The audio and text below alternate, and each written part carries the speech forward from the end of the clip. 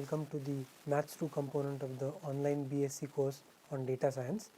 In today's video we are going to look at vector spaces. So we will basically see in abstraction things that we have seen in the past 2 weeks, wherein we saw vectors in Rn and we looked at various algebraic properties, and we saw that these vectors are related to data because often data comes in a table and we are interested in particular rows and columns of that table and some algebraic manipulations on such data. So we are going to study vector spaces. This is slightly abstract as compared to previous videos, but we will see that once we study this, much of what we have done in the previous videos can be generalized to a very vast degree, and it will come up when we do vector calculus later on, some principles of this. Okay, so what are vector spaces? Broadly speaking, vector spaces are precisely those spaces where vectors live, right? So we have talked about vectors, but we have not talked about where these vectors are coming from, because they always came from Rn. Yeah, so in this video I am going to try and explain that there is a general notion of a vector space, and then we will use these concepts to glean some information out of vectors, which will come in handy later on. Okay, so let's begin. So let's recall first what are vectors in Rn. So we have defined vectors in Rn as n tuples of real numbers, right? So x1, x2, xn, where each xi is a real number. So now suppose we have two vectors x1, x2, xn and y1, y2, yn in Rn, and we have a scalar which means a real number c. So we can define addition of these vectors. So addition is, remember, coordinate wise. What that means is if you do x1, x2, xn plus y1, y2, yn, you get x1 plus y1 in the first place, x2 plus y2 in the second place, and so on up till xn plus yn in the nth place. Similarly, we have defined scalar multiplication. So this meant you take this scalar c, this is a real number, and multiply it to, let us say, x1, x2, xn, and what we get is coordinate wise multiplication, which means you get c times x1, c times x2, and then c times xn at the end. Okay. So what are the properties of addition and scalar multiplication? So suppose we have vectors v, w and v prime in Rn, and suppose a and b are scalars. So we are going to bring out certain properties of vectors. These are going to be very easy, and you might wonder why we are doing this, but in the subsequent 5 minutes from now we are going to use these same properties, and they will be the guiding principles for what is a vector space. Okay, so one of the properties we know about vectors is that if you take two vectors, then if you add them in a particular way, v plus w, then you could add them in the opposite way, meaning w plus v, and both these give you the same answer. So v plus w is w plus v. Similarly, if you take three vectors, you could add them, and then we have to first ask, should I add the first two first and then the third to the result, or should I add the last two, the second and third first, and then add that to the first? And the answer is it does not matter, because they are clearly the same. Yeah, this is easy checking in Rn.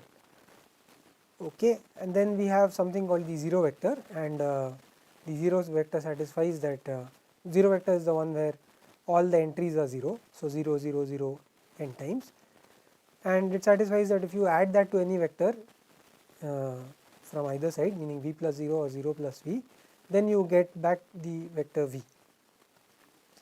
Okay, then we have a vector called minus v, which is so if v is v1, v2, vn, the components are v1, v2, vn, and then minus v has components minus v1, minus v2, minus vn, and we can clearly see that if you do v plus minus v, then you get 0, and similarly if you do minus v plus v, we get 0. And then we have this very nice property that if you take 1, which is the scalar number 1, the real number 1, and multiply it to v, well, you get just v, right? So v 1 times v is v. Okay, and then if you take these two scalars a and b, and then if you take a times b, that is a new real number, and then multiply that to v, then that is the same as first multiplying b to v and then multiplying a to the result of what we got. okay, and then you have a times v plus w, which is a times v plus a times w. So a distributes over addition, so scalar multiplication distributes over addition. And then finally we have, if you take a plus b times v, so you take these two real numbers, you add them and then multiply that to v. That is the same as first doing scalar multiplication of a and v, then b and v, and then adding the 2. Yeah, that gives you the same thing. Okay, so these are clearly obvious properties in Rn, which you can see, or you can do the algebra and check that they are the same, that they are satisfied. So we are going to use these to define a vector space. Okay, so a vector space is a set with two operations like addition and scalar multiplication. So they are in fact called addition and scalar multiplication, and it has the properties 1 through 8. Okay, so I am going to make a formal definition now. So a vector space V over R, so Y over R, what this means is that the numbers we are going to use for scalar multiplication are real numbers. So actually you could use other kinds of numbers, but for this course real numbers are good enough. Okay, so a vector space V over R is a set along with two functions, which I am going to denote by plus. So this plus is going to correspond to what was addition in Rn, and dot is going to correspond to what is scalar multiplication in Rn. So this dot is from R cross V to V. That means if you take a scalar and V and an element of V, you get back an element of V, and similarly if you take two elements of V, you get V. Yeah, so what's written here is, that is, for each pair of elements V1 and V2 in V, there is a unique element V1 plus V2 in V, and for each constant, that is a scalar in R, and vector V in V, there is a unique element C dot V in V. Yeah, that is what we mean by we have these two kinds of functions. Yeah, so you should use, the intuition here is that plus corresponds to addition and dot corresponds to scalar multiplication. Okay, so it is standard to suppress the dot and to write C times V instead of C dot with V. Okay, so this is exactly what we did in the Rn, right? We don't keep using multiplied by, right? We suppress the multiplied by because we consider it as obvious. So similarly here we are going to suppress the dot and we are going to write just C times V for scalar multiplication. Okay, so the functions plus and dot are required to satisfy the following rules, and this is exactly the set of rules 1 through 8. Okay, so what are the rules? If you take two vectors V1 and V2, so what are vectors? Vectors are elements of this set capital V, yeah, our vector space capital V. Okay, so if you take two vectors V1 and V2, V1 plus V2 is V2 plus V1.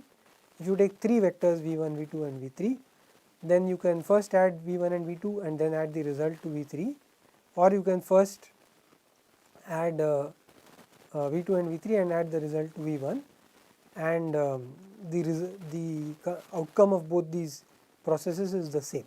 Yeah, so this is in other words to say that the operation plus, the function plus, is associative. Okay, that is the mathematical terminology for this. Okay, there exists an element V in V, 0 in V, which we are going to denote it also by 0, and what does it satisfy? It satisfies that V plus 0 is V. Yeah, so when you add any vector to 0, then you get back the same vector. Yeah, and property 1 here, axiom 1, ensures that V plus 0 is the same as 0 plus V. So we could have also have written this as V plus 0 is 0 plus V is V, which is how you will find it in some books. Okay, so for every element V, there exists an element V prime such that V plus V prime is 0. Yeah, so this V prime is like minus V. This V prime is playing the role of minus V. Okay, so for each element V in V, 1 times V is V. What is this 1? This 1 is the 1 in the real numbers. And what is this 1 times V? This is scalar multiplication. So we are scalar multiplying 1 and V, and the output is just V. And then again, if you have two elements A and B, that is two real numbers A and B, and you choose to multiply them to a vector v, we can do it in two possible ways. We could first multiply a and b, that is multiplication in the real numbers, and then multiply the product, by that I mean scalar multiply the product to v, that is the left hand side of this expression, or we could do b times v, which is scalar multiplication of b and v, and then, so that is again a vector, and then we take a and that new vector b times v and do scalar multiplication, and we get a times bv. Okay. So, both these operations, both the ways of doing this yield the same result, that is what this is saying. Okay. And then finally, well, not finally, we have one more to go. So, for each element a in R, so that means each real number, if you take two vectors v1 and v2 and you do a times v1 plus v2, then that is the same as doing a times v1 plus a times v2. Yeah, so it distributes over addition, scalar multiplication distributes over addition. Okay, and then if you have two real numbers a and b and you have a vector v, then you can get a plus b times v, or you can do a times v plus b times v, and the result is the same. Yeah, this is exactly the 1 through 8 that we saw 2 slides back, yeah, or maybe in the previous, yeah, 2 slides back, okay, which were properties of the vectors in Rn, and we are saying that any set along with these two operations, these two functions plus and dot, which satisfies those 8 conditions, is a vector space. Okay.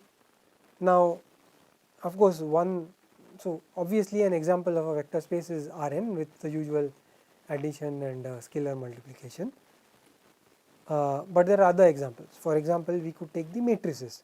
So, we have seen matrices in the last week or maybe last 2 weeks. So, you take m by n matrices with real entries. So, we are going to denote that set by m subscript m cross n. We have done this last week. So, this is the set of all matrices, m by n matrices with real numbers. So, m rows and n columns in this any particular matrix. Okay. So, now remember that when we dealt with matrices, we defined addition of matrices and we defined scalar multiplication of matrices. Yeah, this is from the second video maybe. Okay. So, how did we do that? I will quickly recall. So, if you do a plus b and so I have to, if I have to tell you what is a plus b, I have to tell you what is the ijth entry of a plus b, that is what specifies a matrix. So, the ijth entry of a plus b is you take the ijth entry of a and add that to the ijth entry of b, right. This is how you define the sum a plus b. And similarly, if you take the scalar multiplication, that means I have to tell you what is c times a, where c is a real number and a is a matrix. Then what you do is you take c and multiply it to each entry of a, right, that is scalar multiplication. So, the ijth entry in particular is c times aij. Okay. So, we have addition and scalar multiplication, and we actually have checked along the way in that video for matrices. Some of those I stated and some of those we actually did. We checked those axioms, or we at least stated those axioms. So, the conditions required for this to have a vector to be, for the matrices to be a vector space, have been stated or checked already, and if not, they are anyway easy to check. So, I would encourage you highly to check them again if if you have forgotten. Okay. So, that makes the m by n matrices with real entries a vector space. Okay. Another example is if you take solutions of a homogeneous system. Okay. So, we have seen systems of linear equations, and we have seen what is a homogeneous system. So, homogeneous system looks like Ax equals 0, and then solutions are exactly those vectors x such that this is satisfied. Okay. So, let us look at this set.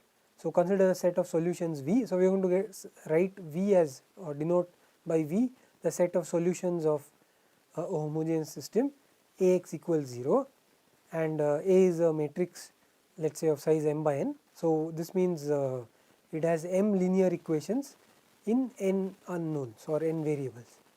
So, x is consists of the coordinates x1, x2, xn. Okay. So, now if we have two vectors v and w, well, I am calling them vectors because we know that v and w are already, I mean, this is a set of solutions. So, this is already a subset of Rn, right. So, the set V is a subset of Rn. So, let us keep that in mind. So, when I say vectors, I mean vectors in Rn. Okay. So, we have two vectors in Rn which are actually in this subset V. Okay. So, both of these are solutions of this linear system, of this homogeneous system. So, then I can look at V plus W and I can do A times V plus W, and then we have seen that how matrix products work. That tells us that A times V plus W is A times V plus A times W, but both V and W are coming from capital V, which is the set of solutions. That means A times V is 0 and A times W is 0. That means this is 0 plus 0, which gives us 0. So, what is the net result? The net result is that V plus W is in V. Okay. So, similarly, if you do if you take a scalar C and multiply it to a vector little v such that little v is in capital V, meaning little v is a solution of this homogeneous system, then I can do A times C times V. So, C times V, remember, is scalar multiplication, but well, we have seen this before, you can actually take this C out, yeah, because I mean, yeah, okay. So, you can check this if you are unsure. So, basically you can, if you want, you can write this as C times the identity matrix of size n by n, and then you can move it to the other side of A and write it as C times identity matrix of size m by m. That is one way, and there are or you could just directly do this by checking out the multiplication. Okay. So, the C comes out and then that gives us C times A times V, but remember V is a solution of this system, which means that A times V is 0, that means you get C times 0, which is 0. So, what is the net result? The net result is that C times V belongs to V.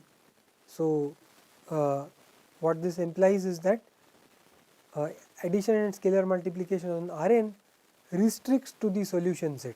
Okay. So, I will qualify this. So, from here, first of all, what we can say is that V plus W belongs to V, and from here what we can say is that C times V belongs to V. Okay. And I am saying that once we know this, we know it is a vector space. Now, you are probably wondering why am I saying this? Because I need to check the axioms, right. There is a set of 8 conditions and I have to check those. Well, so the point is this is, remember, a subset of Rn, and we already know that for Rn all those axioms hold. So, for every subset also those axioms will hold. The only axiom that we have to extra check maybe is that, well, not the axiom, but what we have to really check is that when we do addition, then we could in principle get a vector which is not in V, right. So, we have seen here that that does not happen. If we add two vectors in V, we get a vector in V, and similarly if you scalar multiply, you get a vector in V. Okay. And that is the only thing that is required. Once we have done this, we know that this is a vector space, because all the other axioms are already satisfied, since V is a subset of Rn. Okay. So, this is an example of what is called a subspace of a vector space. So, basically it is a subset along with these properties, that if you take two vectors in that subset, the sum is in the subset, and if you take a vector in the subset and you do scalar multiplication, then it belongs to the subset. Yeah. So, automatically this subset will inherit the property of being a vector space. Great. So, this is an example. Let us look at a couple of non examples. So, suppose I do addition and multiplication in R2 as follows. This is some strange addition and multiplication. So you do x1 comma x2 plus y1 comma y2 is x1 plus y1. So the first coordinate there is addition, and in the second coordinate there is subtraction. So you do x2 minus y2. Okay, so this is the definition of the plus. Okay, and then c times x1 x2 is c times x comma c times x2. So the scalar multiplication is the usual scalar multiplication. Okay, so some things fail. What fails? So check that 1, 2 and 8 fail. So first of all, let's just to get a feel for this, let's check that 1 fails. So 1 fails. Why does 1 fail? Because if I do x1 comma x2 plus y1 comma y2, well, that's written up here, that is x1 plus y1, x2 minus y2, and if I do y1 comma y2 plus x1 comma x2, then I get y1 plus x1, which is not a problem, but the next term is going to give me y2 minus x2, and these are not the same, as you can see. For example, if you do let us say 0 0 plus 1 1 and 1 1 plus 0 0, the answer here is 1 comma minus 1, the answer here is 1 comma 1, they are not the same. Okay. So these two are not the same. So the first axiom said that v plus w is w plus v, and that fails. You can check similarly that the second axiom fails, and you can check similarly that the eighth axiom fails. So I will leave that part to you. Okay. So let us do another example. So this time let us define it as x1 comma x2 plus y1 comma y2 is x1 plus y1 comma 0, and c times x1 comma x2 is c times x1 comma 0. Okay, and this time I maybe won't do the checking. So what fails? Check that the third, fourth and fifth axioms fail. Okay, I will not let me leave this to you as an exercise. Yeah, this is not hard to do, but it's important to do this because that way you will sort of develop an idea for what is a vector space, and in particular how defining these operations is really at the heart of what is a vector space, addition and scalar multiplication. Let us quickly recall what we have done thus far in this video. We have defined what is a vector space, which we saw was basically the abstraction of the properties of Rn. We saw other examples of vector spaces apart from Rn, for example matrices, and very importantly the example of the solution set of a homogeneous system of linear equations. That is really what we are going to that you should remember and keep in mind as we go ahead. So thank you.